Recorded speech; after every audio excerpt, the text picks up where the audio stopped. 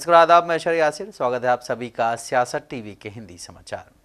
सबसे पहले देखते हैं हेडलाइंस। लोकसभा में विपक्ष पर भड़के किरण रिजिजू, कहा हमारे देश की छवि खराब नहीं होनी चाहिए। शंभू बॉर्डर पर झड़प, पुलिस ने किसानों पर दागे आंसू गैस के गोले, वाटर कैनन का भी हुआ इस्तेमाल। जेल से रिहा होने के बाद बोले अल्लू अर्जुन, कहा जांच में करूंगा सहयोग, इस प्यार के लिए शुक्रिया। 2034 के बाद देश में होंगे एक साथ सभी चुनाव, सोमवार को लोकसभा में पेश होगा one nation one election bill. Cabinet विस्तार पर संजय राउत का कटाक्ष, का ईवीएम से बनी सरकार आरएसएस मुख्यालय के सामने बनाएगी ईवीएम का मंदिर। केजरीवाल ने जाहिर की चिंता, गृह मंत्री अमित शाह को लिखा पत्र, का दिल्ली अपराध में नंबर 1। बिहार में थप्पड़ की गूंज, एनएचआरसी पहुंचा मामला, तेजस्वी यादव हुए एक्टिव। सऊदी अरब जारी इंडिगो फ्लाइट की पाकिस्तान में इमरजेंसी लैंडिंग, मेडिकल इमरजेंसी के चलते लिया गया फैसला। अब समाचार विस्तार से। भारत के संविधान को अपनाने की 75वीं वर्षगांठ पर चर्चा के दौरान लोकसभा में केंद्रीय संसदीय कार्य मंत्री किरण रिजिजू ने कहा है कि मुझे गर्व है कि जब प्रधानमंत्री मोदी का कार्यकाल शुरू हुआ तो उन्होंने संविधान की इसी भावना का पालन करते हुए अपनी सरकार का मंत्र इस देश के सामने रखा, और वो मंत्र है कि सबका साथ, सबका विकास, सबका विश्वास और सबका प्रयास। कांग्रेस पर निशाना साधते हुए उन्होंने कहा कि संविधान बदलने की प्रक्रिया भी संवैधानिक है। कांग्रेस यूपीए की सरकार के दौरान 75 बार संवैधानिक संशोधन हुए हैं, बीजेपी एनडीए की सरकार के दौरान 25 बार संवैधानिक संशोधन हुए हैं। बाबा साहब ने जब अपना संविधान का रचना का ड्राफ्ट करने का शुरू किया, उसमें कई कोट्स है। मैं कुछ देर में कुछ कोट्स को आपके सामने में पेश करना चाहूंगा। फिलहाल सर, कॉन्स्टिट्यूशन स्पिरिट, जिस स्पिरिट से हम आज तक 75 वर्ष पूरा हो गए हैं, उसमें लिखा हुआ जो शब्द होते हैं, उसके अलावा संविधान का जो स्पिरिट है उसको भी हमने कैसे मानते हुए आगे चलने का काम किया है। मैं फक्र महसूस करता हूं, प्रधानमंत्री मोदी जी का जब कार्यकाल शुरू हुआ, उसने संविधान को उसी स्पिरिट को मानते हुए अपना सरकार का मंत्र को इस देश का सामने में रखा, और वो मंत्र है सबका साथ, सबका विकास, सबका विश्वास और सबका प्रयास। पंजाब और हरियाणा की सीमाओं पर देश के किसानों का आंदोलन लगातार जारी है। प्रदर्शन के 307वें दिन किसान केंद्र सरकार के साथ बातचीत की मांग पर अड़े हुए हैं। किसान मजदूर मोर्चा के नेता ने इस मुद्दे से निपटने के लिए सरकार के तरीके पर सवाल उठाते हुए प्रधानमंत्री नरेंद्र मोदी और केंद्रीय कृषि मंत्री शिवराज सिंह चौहान पर चुप्पी साधने का आरोप लगाया है। उन्होंने ये भी आरोप लगाया कि सरकारी एजेंसियां आंदोलन को बदनाम करने की कोशिश कर रही हैं। हालांकि शंभू बॉर्डर पर तैनात पुलिसकर्मियों ने बैरिकेडिंग करके उनका रास्ता रोक दिया है। जब किसानों ने बैरिकेडिंग हटाने की कोशिश की तो पुलिस ने आंसू गैस के गोले छोड़े और वाटर कैनन का भी इस्तेमाल किया है। हम चाहेंगे, दोनों पक्ष बिके हुए हैं, दोनों पक्ष किसान मजदूर की बात पार्लियामेंट में नहीं कर रहे हैं, और किसानों को आतुल है भारत की सरकार मारने के लिए। पूरे देश के 140 करोड़ लोगों तक हमारी आवाज जा रही है, पर देश के प्रधानमंत्री के कान जो कारपोरेट ने बंद कर रखे, उनके कानों में हमारी आवाज नहीं जा रही है। हम चाहेंगे पूरा भारतवर्ष उठ खड़ा हो। अगर पूरे भारतवर्ष के किसान मजदूर आवाज उठाएंगे, ये शेलिंग भी बंद हो जाएगी, हमें दिल्ली भी जाने दिया जाएगा, और इसी के साथ साथ हमारी मांगे भी मानी जाएंगी। हरियाणा एडमिनिस्ट्रेशन ने कहा है कि सुप्रीम कोर्ट के आदेश आने वाले हैं, हेयरिंग होने वाले 18 तारीख, तब तक वेट कीजिए। आप लोग शांतिपूर्वक यहाँ पे धरना प्रदर्शन कीजिए, लेकिन जाने का परमिशन नहीं है। नहीं, देखिए, हरियाणा पुलिस देश को गुमराह कर रही है। हम कहते हैं हरियाणा पुलिस ये बताए 100 आदमी, पैदल आदमी देश के अमन कानून के लिए खतरा क्यों है? आपने 10 महीनों से ये बॉर्डर बंद क्यों करके रखा है? आपने देश के लोगों को तंग क्यों किया है? उसका जवाब हरियाणा पुलिस के पास नहीं है। आगे आप लोग क्या करेंगे? किसान लगातार घायल हो रहा है। अभी देखिए, जथा गया हुआ है, अभी सारे समीक्षा करेंगे, उसके बाद आपको शाम की पीसी में सब कुछ बताएंगे। साउथ के सुपरस्टार अल्लू अर्जुन आज सुबह चंचलगुड़ा सेंट्रल जेल से रिहा हो गए हैं। जेल से रिहाई के बाद वो अपने घर पहुंचे और सभी का शुक्रिया अदा किया। अल्लू अर्जुन ने कहा है कि मैं कानून का सम्मान करता हूं। जो हादसा हुआ वो बेहद दुखद था। पीड़ित परिवार के प्रति मेरी संवेदनाएं हैं। मैं जांच में पूरा सहयोग करूंगा। संध्या थिएटर केस में कल उन्हें गिरफ्तार किया गया था। इसके बाद उन्हें लोअर कोर्ट में पेश किया गया। लोअर कोर्ट ने अल्लू अर्जुन को 14 दिन के लिए न्यायिक हिरासत में भेज दिया था। इसके बाद उनके वकीलों ने हाईकोर्ट का रुख किया और वहां से अल्लू अर्जुन को अंतरिम जमानत मिली थी। हालांकि तेलंगाना हाई कोर्ट ने उन्हें 4 हफ्ते की अंतरिम जमानत दे दी है। हालांकि शुक्रवार की रात उन्हें जेल में ही बितानी पड़ी क्योंकि अधिकारियों को देर रात तक जमानत आदेश की प्रति नहीं मिली थी। दरअसल 4 दिसंबर को फिल्म पुष्पा 2 की स्क्रीनिंग के दौरान हैदराबाद के संध्या थिएटर में भगदड़ मच गई थी। इस भगदड़ में एक 35 वर्षीय महिला की मौत हो गई थी और उनका 8 साल का बच्चा घायल हो गया था। पीड़ित परिवार ने इस घटना के लिए फिल्म के एक्टर अल्लू अर्जुन, उनकी सुरक्षा टीम और थिएटर प्रबंधक के खिलाफ चिकड़पल्ली थाने में मामला दर्ज कराया था। इसी शिकायत के आधार पर अल्लू अर्जुन की कल गिरफ्तारी हुई थी। पूरी रात वो जेल में रहे। सुबह सुबह उन्हें जेल से रिहा कर दिया गया। लोकसभा में सोमवार को वन नेशन वन इलेक्शन के लिए द कॉन्स्टिट्यूशन 129वां संशोधन बिल पेश किया जाएगा। कानून मंत्री अंजुम राम मेघवाल इस बिल को संसद में पेश करेंगे। इसके अलावा द यूनियन टेरिटरी संशोधन 1 बिल को भी पेश किया जाएगा। मोदी कैबिनेट में 12 दिसंबर को one nation one election bill को मंजूरी दी थी। विधेयक में 2034 के बाद एक साथ चुनाव कराने का प्रस्ताव है। सरकार ने बिल का मसौदा लोकसभा सदस्यों को भेज दिया है। वन इलेक्शन देश हित में है। देश हित में इसलिए है कि विकास रुकता है, खर्चे उससे बचते हैं। और क्या 1967 तक, मैं विपक्ष से पूछना चाहता हूं, खास करके कांग्रेस से, 1967 तक देश में एक नेशन एक इलेक्शन ही तो हो रहा था। उस समय फेडरल स्ट्रक्चर पर चोट नहीं आ रहा था।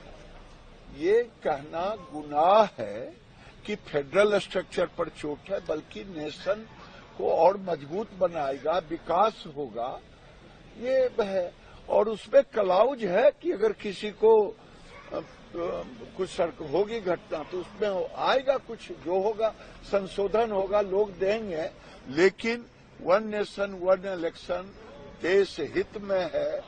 कांग्रेस अगर इसे नकारती है तो मैं समझता हूं ये दोगलापन।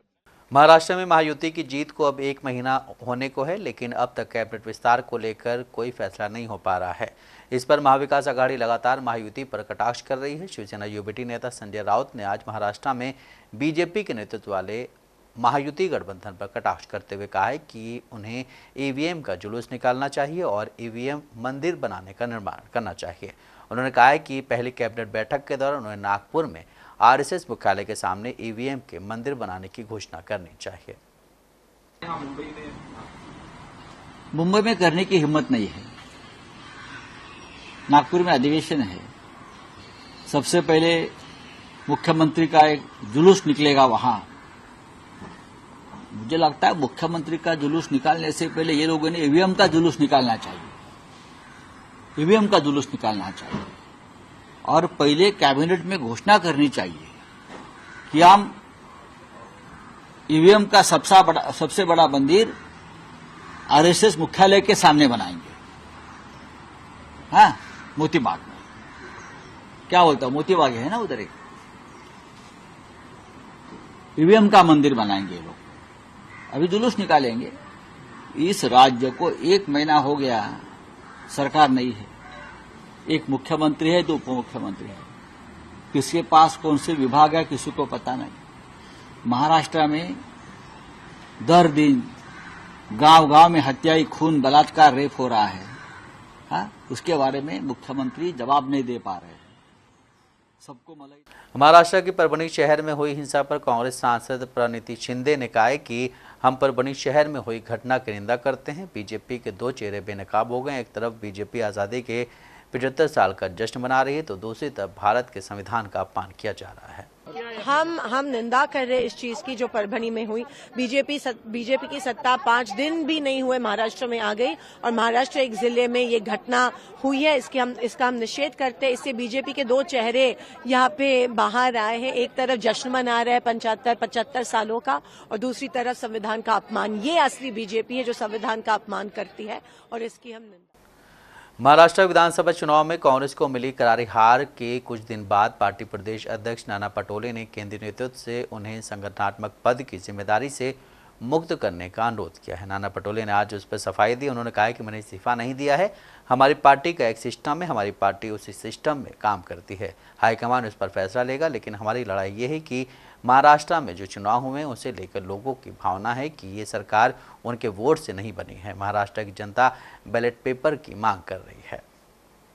मैंने कोई रिजाइन नहीं दिया है, हमारे पार्टी की एक सिस्टम है, वो सिस्टम में हमारी पार्टी काम करती है और वो हाईकमांड उस पर डिसीजन लेगी।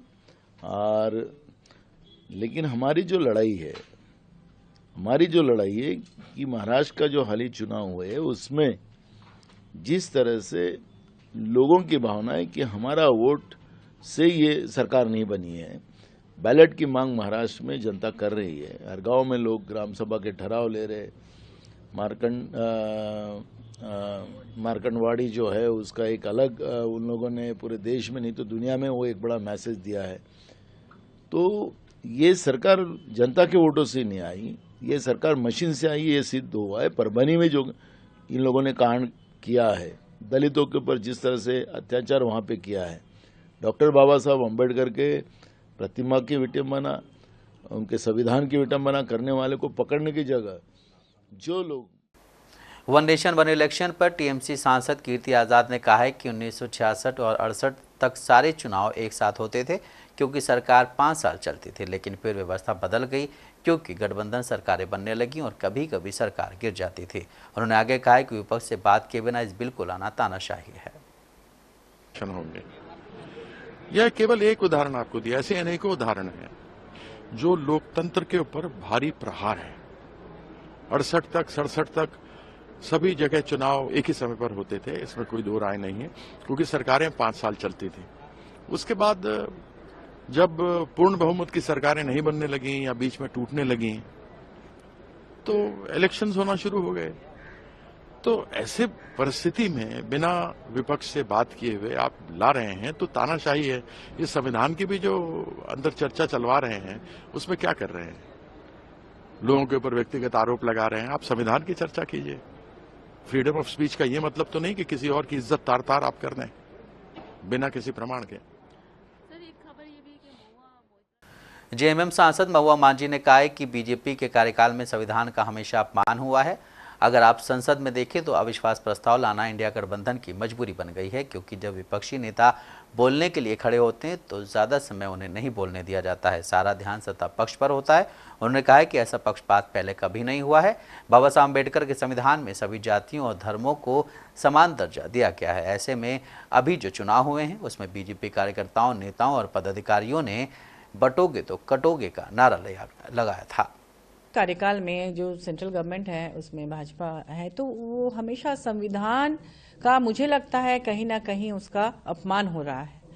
जिस तरह से लगातार आपने देखा कि लोकतंत्र की हत्या हो रही है इस देश में, पार्लियामेंट में अगर आप देख लें तो अभी अपने नो कॉन्फिडेंस मोशन लाने की मजबूरी हो गई इंडिया गठबंधन की तरफ से, क्योंकि एलओपी जब बोलने के लिए खड़े होते हैं तो मैक्सिमम टाइम में उन्हें बोलने ठीक से नहीं दिया जाता।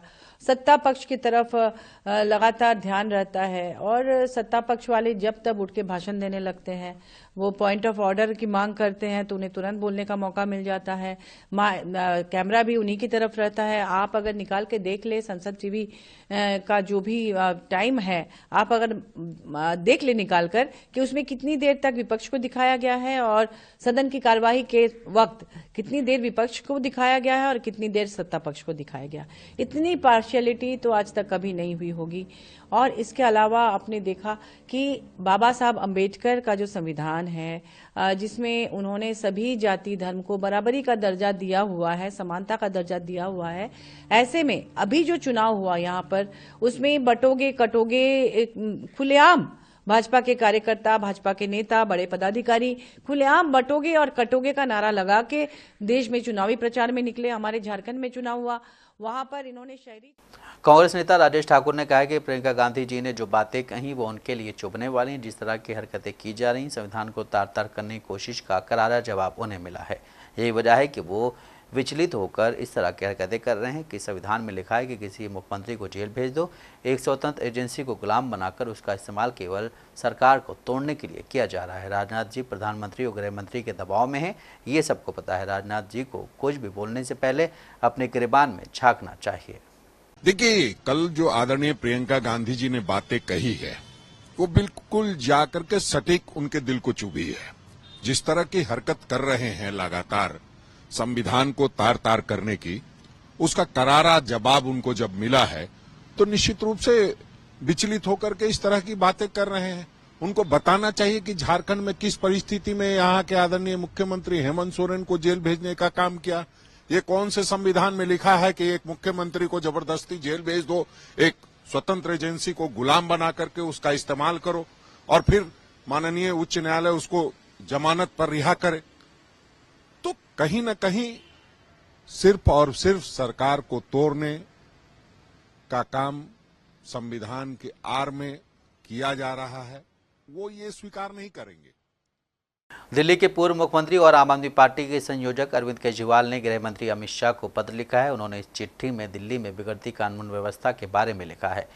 केजरीवाल ने राजधानी दिल्ली की बिगड़ती कानून व्यवस्था पर अमित शाह से मिलकर चर्चा करने का समय मांगा है। उन्होंने पत्र में लिखा है कि कानून व्यवस्था आम आदमी पार्टी के अधीन है, लेकिन हमें इससे जुड़े मसलों पर गृह मंत्री से भी चर्चा करनी है।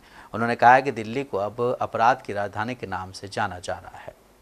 भारत में 19 मेट्रो शहरों में दिल्ली महिलाओं के खिलाफ होने वाले अपराध सबसे ज्यादा है। ऐसे में देश में पहले नंबर पर है। अरविंद केजरीवाल ने कहा कि हत्या के मामलों में भी दिल्ली फर्स्ट रैंक पर है। दिल्ली के अलग अलग इलाकों में आए दिन हत्या और लूटपाट की घटनाएं आम हो गई है। दिल्ली में जबरन वसूली वाले गैंग सक्रिय हो गए हैं। अरविंद केजरीवाल ने कहा कि दिल्ली में एयरपोर्ट और स्कूल को लगातार बम से उड़ाने की धमकी मिल रही है। ड्रग्स से जुड़े अपराधों में 350% की बढ़ोतरी हुई है।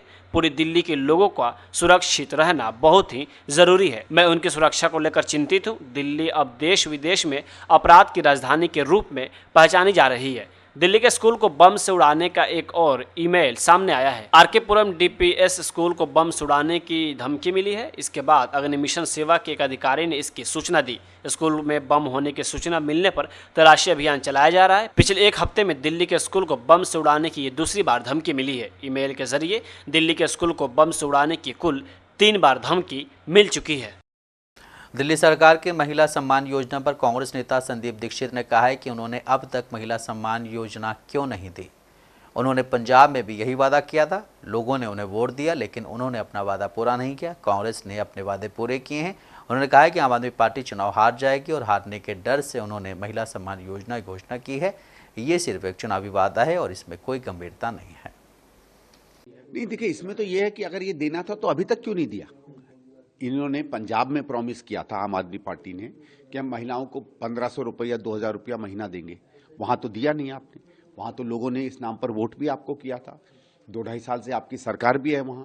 कांग्रेस ने तो अपने राज्यों में पहले से इसको क्रियान्वित कर दिया। हम लोग हिमाचल जीते, हिमाचल में चालू हो गई। कर्नाटक तेलंगाना में ये चल रही है, कहीं चालू हो गई है, कहीं। आप तो 10 साल से यहाँ हो और कम से कम 2-3 साल से आप वायदा कर रहे हो, तो अभी तक क्यों नहीं किया है। ये तो केवल छल है ना। एक सिर्फ चुनाव आ गया और पूरी खबर आ रही है कि चुनाव में अब की बार आम आदमी पार्टी बुरी तरह हारने वाली है। तो जब आपको लगता है कि आप हारने वाले हैं तो एकदम आपको ये स्कीम याद आ गई।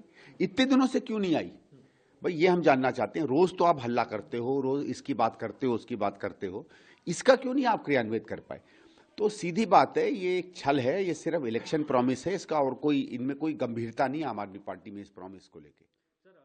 समाजवादी पार्टी के मुखिया अखिलेश यादव ने आज कहा है कि प्रधानमंत्री नरेंद्र मोदी आज संसद आ रहे हैं। सरकार भंग कर दीजिए, पूरे देश में एक बार फिर चुनाव करा लीजिए। अगर वन नेशन वन इलेक्शन की इतनी जल्दी है तो पूरे देश की सरकारें भंग कर देनी चाहिए। आज ही चुनाव हो जाना चाहिए। अखिलेश यादव ने आगे कहा है कि ये लोग खोदने वाले लोग हैं और हम लोग खोजने वाले लोग हैं। तो आज प्रधानमंत्री जी आ रहे हैं, भंग कर दें, दोबारा चुनाव हो जाए पूरे देश का एक बार। अगर इतनी ही जल्दी है वन नेशन वन इलेक्शन के लिए, तो ये समय, इससे अच्छा क्या समय मिलेगा कि जब हम संविधान पर चर्चा कर रहे हैं, बहस कर रहे हैं, तो आज ही अपनी भी सरकार और पूरे देश की सरकारें भंग कर दें, दोबारा चुनाव करा दें अगर इतनी जल्दी है तो। और फिर हमने हाल तो वही देखा है ना, नारी बंधन, जो एक महिलाओं को सम्मान के लिए नारी बंधन, क्या आरक्षण हो गया महिलाओं का। और याद कीजिए कब फैसला लिया था सरकार ने। इसलिए आप उनके जुमले में मत उलझिए, वो आपको हमको उलझाना चाहते हैं। यूपी के संभल जनपद में बिजली चोरी और अतिक्रमण के खिलाफ डीएम और एसपी की कार्रवाई चल रही है। इस बीच टीम को नखसा के खग्गूसराय में एक शिव मंदिर मिला है जिसके कपाट बंद थे। पड़ताल की गई तो पता चला कि मंदिर 46 साल से बंद पड़ा है। इस पर प्रशासन की टीम ने मंदिर के कपाट खुलवाए। बताया जा रहा है कि यह मंदिर 1978 से बंद है। आरडीएम और एसपी ने अधिकारियों के साथ संभल के खग्गूसराय मोहल्ले में अतिक्रमण हटाओ अभियान शुरू किया था तो यहां एक पुराना शिव मंदिर होने की जानकारी सामने आई। इसके बाद अधिकारियों ने इस मंदिर को खुलवाया। सुबह जब हम लोग विद्युत चोरी के विरुद्ध अभियान चला रहे थे तो उसी समय जब यहाँ पहुंचे तो ये मंदिर दिखाई दिया था। इसके बारे में लोगों ने बताया, यहाँ के स्थानीय लोगों ने जो कुछ हिंदू थे उन्होंने बताया कि सन 1978 से बंद था। हाँ, अभी जब डीएम सर आए हैं तो इसको खुलवाया गया, अब इसकी साफ सफाई कराई जा रही है। अब क्लीन कराएंगे यहाँ पे। फिलहाल टेम्पल जितने लोग थे वो क्या बता रहे थे, किन रीजन से बंद हुआ, क्या करना पड़ा, कुछ बातचीत? वो बता रहे थे कि तात्कालिक ऐसा माहौल था कि इसको बंद करके हमें जाना पड़ा 1978 में। लोकसभा में संविधान पर बहस हो रही है। इस बीच आरजेडी से सांसद मनोज झा की प्रतिक्रिया सामने आई है। उन्होंने कहा है कि ये बेहद खुशी की बात है कि ऐसे दौर में जब संविधान पर आघात हुआ है, समतापूर्वक समाज और बंधुत्व को लेकर ऐसे दौर में बहुत आवश्यक है कि इस पर चर्चा हो। साथ ही उन्होंने पीएम मोदी पर निशाना साधते हुए कहा है कि जब आप विदेश जाते हैं तो प्यार की बात करते हैं, हमारी संसद को भी ऐसी ही प्रेम की भाषा की जरूरत है।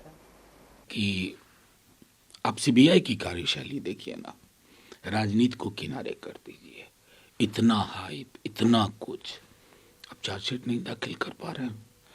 तो ये जो पूरा सेंट्रल ब्यूरो ऑफ इन्वेस्टिगेशन है, एक तो हमें समेकित पार्लियामेंट का सेशन तो सीबीआई, ईडी और आईटी पे देना चाहिए, ताकि इनकी कार्यशैली, ये कैसे पॉलिटिकल उपकरण बन जाते हैं और कैसे नाकामयाब हो जाते हैं, इन पर चर्चा हो। कुछ शब्द उचित नहीं है।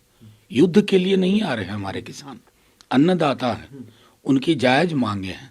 तो एक तो कुछ शब्द का इस्तेमाल भेजा है, आई डोंट एग्री।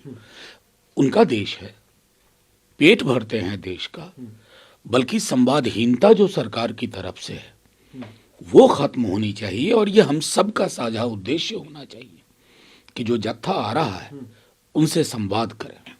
जहां सचमुच की डेमोक्रेसी है, नौटंकी नहीं है, वहां सत्ता पक्ष और विपक्ष मिलकर के संसद चलाते हैं।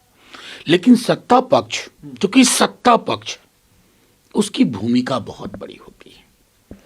उस भूमिका का निर्वहन करने में हमारे सत्ता पक्ष के ऐसे साथी भी जिनसे बहुत उम्मीद थी, वो असफल साबित हुए। तो पूरी की पूरी संसद में हर सांसद असहज है। बिहार एक थप्पड़ की गूंज से गूंज रहा है। आम लोगों के साथ छात्र छात्राओं, कोचिंग सेंटर्स, पुलिस प्रशासन से लेकर राजनेताओं के बीच इस थप्पड़ की गूंज साफ सुनाई दे रही है। यहां तक कि मामला एनएचआरसी तक पहुंच गया है। यह थप्पड़ पटना के डीएम चंद्रशेखर सिंह ने बीपीएससी परीक्षार्थियों में एक छात्र को मारा। अब मामला राजनीतिक हो गया है, कानूनी भी होता दिख रहा है। सुप्रीम कोर्ट के एक वकील डीएम के थप्पड़ मारने के मामले को एनएचआरसी के पास ले गए हैं। इससे डीएम की मुश्किलें काफ़ी बढ़ सकती हैं। दरअसल शुक्रवार को बिहार लोक सेवा आयोग यानी बीपीएससी की प्रारंभिक परीक्षा में जमकर हंगामा देखने को मिला। परीक्षा समाप्त होने के बाद पटना के कुम्हरार में बापू परीक्षा परिसर पर छात्रों ने हंगामा शुरू कर दिया। हंगामा कर रहे परीक्षार्थियों में से एक को पटना के जिलाधिकारी चंद्रशेखर सिंह ने थप्पड़ जड़ दिया। बीपीएससी परीक्षार्थियों के हंगामे को संभालने के लिए जिलाधिकारी चंद्रशेखर सिंह पटना एसएसपी राजीव मिश्रा के साथ मौके पर पहुंचे थे। अधिकारी छात्रों को समझा रहे, तभी पटना के डीएम ने आपा खोते हुए हंगामा कर रहे परीक्षार्थियों में से एक छात्र को थप्पड़ मार दिया। थप्पड़ कांड के बाद वहां खड़े पुलिसकर्मी उस छात्र को पकड़कर अपने साथ ले गए। वहीं तेजस्वी यादव ने इस मामले में सीधे नीतीश कुमार को घेर लिया है। उन्होंने कहा कि सरकार 10वीं से लेकर बीपीएससी तक की परीक्षा बगैर पेपर लीक नहीं करा पा रही है। विरोध करने पर छात्र छात्राओं को पुलिस से पिटवाया जा रहा है, छात्रों को जोर से झापड़ मारा जा रहा है। इतनी बड़ी घटना होने के बाद भी नीतीश कुमार मौन है। सरकार में 2 डिप्टी सीएम है, लेकिन किसी का इस पर बयान नहीं आ रहा है। यही छात्र छात्राएं आने वाले समय में इस सरकार को जवाब देंगे। वहीं आज नई दिल्ली से सऊदी अरब के जेद्दा जा रही इंडिगो की एक फ्लाइट की पाकिस्तान के कराची में इमरजेंसी लैंडिंग कराई गई। मेडिकल इमरजेंसी के चलते पाकिस्तान के कराची स्थित जिन्ना इंटरनेशनल एयरपोर्ट पर फ्लाइट की इमरजेंसी लैंडिंग हुई। नागरिक उड्डयन प्राधिकरण से जुड़े लोगों ने बताया कि विमान ने नई दिल्ली से सऊदी अरब के जेद्दा के लिए उड़ान भरी थी, लेकिन जब विमान पाकिस्तान के हवाई क्षेत्र में था तभी विमान में सवार एक यात्री की तबीयत बिगड़ गई।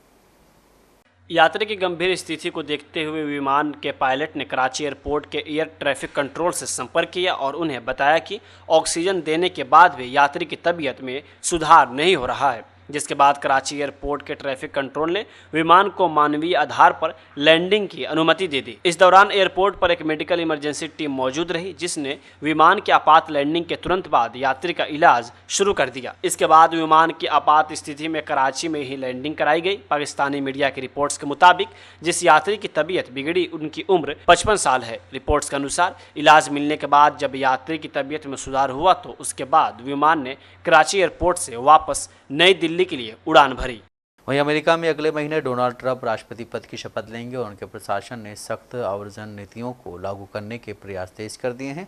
अमेरिकी आवर्जन और सीमा शुल्क प्रवर्तन की ओर से जारी आंकड़ों के मुताबिक अमेरिका से निर्वासन का सामना कर रहे 1.45 मिलियन व्यक्तियों में लगभग 18,000 अवैध भारतीय शामिल हैं। ICE की रिपोर्ट के अनुसार भारत एशिया में अवैध प्रवासियों के मामले में 13वें स्थान पर है। इसके साथ ही भारत उन 15 देशों में भी शामिल है जिन्हें निर्वासन प्रक्रिया में असहयोगी माना गया है। ICE ने सुझाव दिया है कि भारत को साक्षात्कार आयोजित करने, यात्रा दस्तावेज समय पर जारी करने और अपने नागरिकों को चार्टर या वाणिज्य उड़ानों के माध्यम से स्वीकार करने के लिए कदम उठाने चाहिए। रिपोर्ट्स में ये भी उल्लेख किया गया है कि 17,940 भारतीय ICE की गैर हिरासत सूची में है। इनमें वे लोग शामिल हैं जिन्हें निर्वासन के अंतरिम आदेश दिए गए हैं, लेकिन वे अभी भी कानूनी प्रक्रिया पूरी होने का इंतजार कर रहे हैं। अनुमान है कि कुछ मामलों में ये प्रक्रिया 3 साल तक लंबी हो सकती है। पिछले 3 सालों में औसतन 90,000 भारतीय नागरिक अमेरिका की सीमा पर अवैध प्रवेश की कोशिश करते हुए पकड़े गए हैं। विशेषज्ञों का कहना है कि इनमें से ज्यादातर प्रवासी पंजाब, गुजरात और आंध्र प्रदेश जैसे राज्यों से आते हैं। हालांकि रिपोर्ट्स में यह भी कहा गया है कि अधिकांश अवैध प्रवासी अमेरिका की सीमाओं के करीब के देशों से आते हैं। होंडुरास और ग्वाटेमाला इस सूची में सबसे ऊपर है। यह रिपोर्ट ट्रंप प्रशासन की आवर्जन नीतियों की कठोरता को दर्शाती है और यह संकेत देती है कि भविष्य में आवर्जन से संबंधित नीतियों में और सख्ती की जा सकती है। हिंदी समाचार यहीं समाप्त होता है। मुझे दें इजाजत। बाकी खबरों के लिए बने रहें सियासत टीवी के साथ।